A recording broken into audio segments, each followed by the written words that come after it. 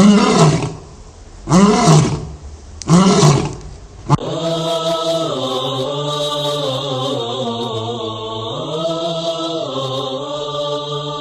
المسلم، احرص على نشر هذه المادة، فالدال على الخير كفاعله. يا أيها الذين آمنوا إن تنصروا الله ينصركم ويثبت أقدامكم.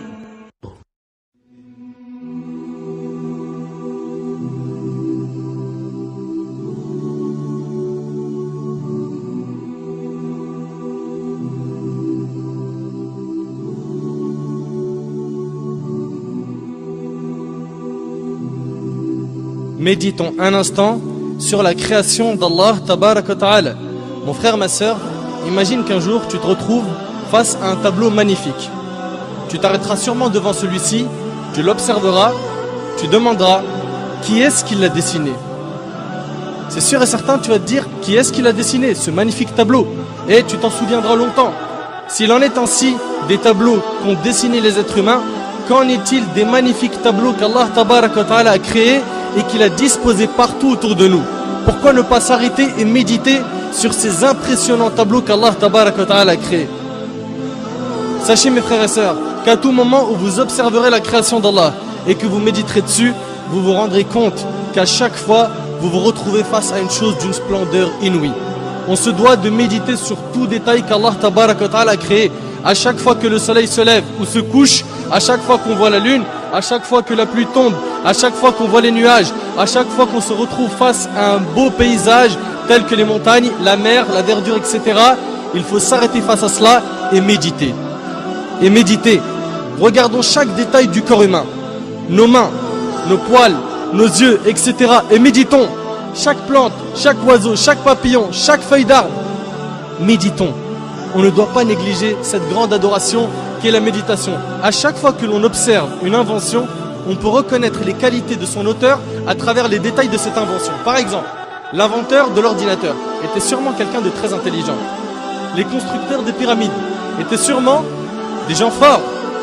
L'auteur d'un joli tableau est sûrement un artiste très doué, etc. Qu'en est-il du créateur de cet univers?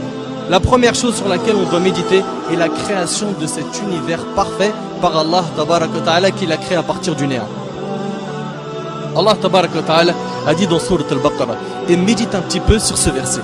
Allah Azza wa Jalla a dit dans Sourate Al-Baqarah, Sourate 2, verset 117, Badi'us samawati wal-ard. Badi'us samawati wal-ard, qui signifie il est le créateur des cieux et de la terre à partir du néant. À partir du néant. Allah Azza wa Jal est le seul capable de créer à partir du néant. Il dit à la chose soit et elle devient. Soit et elle devient. Cela signifie que les cieux et la terre sont des chefs-d'œuvre qu'Allah Tabarak wa Ta'ala a créés. Regardez subhanallah. Médite un peu sur cet univers. Regarde un petit peu. La lune tourne autour d'elle-même et tourne autour de la terre. La terre tourne elle aussi autour d'elle-même et tourne autour du soleil avec la lune. Toutes les autres planètes tournent autour du soleil et tournent aussi autour d'elles-mêmes. Et leurs satellites eux aussi tournent autour d'eux-mêmes. Et tout ce système solaire, comprenant le soleil, la terre, la lune, les planètes, les satellites, les étoiles, etc. Tout cela appartient à notre galaxie qui est la Voie lactée. Subhanallah, c'est quoi cette perfection? C'est quoi cette perfection? La méditation sur la création d'Allah Tabarak wa Ta'ala va donc nous aider à laver nos cœurs. Si tu observes la mer par exemple, combien de gouttes d'eau y a-t-il dans ces mers et ces océans? Comment cela se fait-il qu'il y a certaines mers qui ne se mélangent pas alors qu'elles se rencontrent? Comme dans le détroit Gibraltar.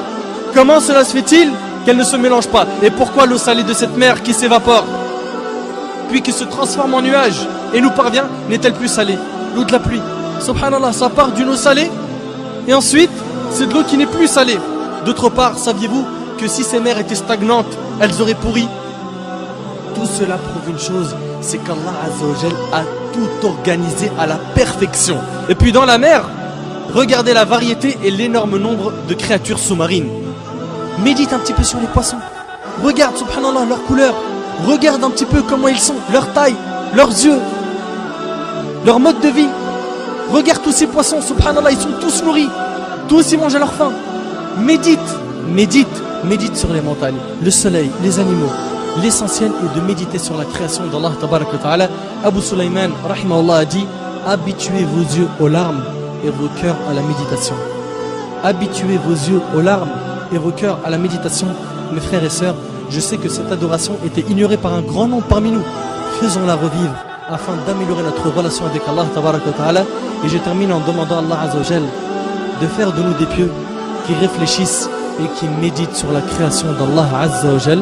هذا ما أعلم والله عز وجل أعلى وأعلم. سبحانك اللهم وبحمدك أشهد أن لا إله إلا أنت أستغفرك وأتوب إليك وبارك الله فيكم وجزاكم الله خير والسلام عليكم ورحمة الله وبركاته.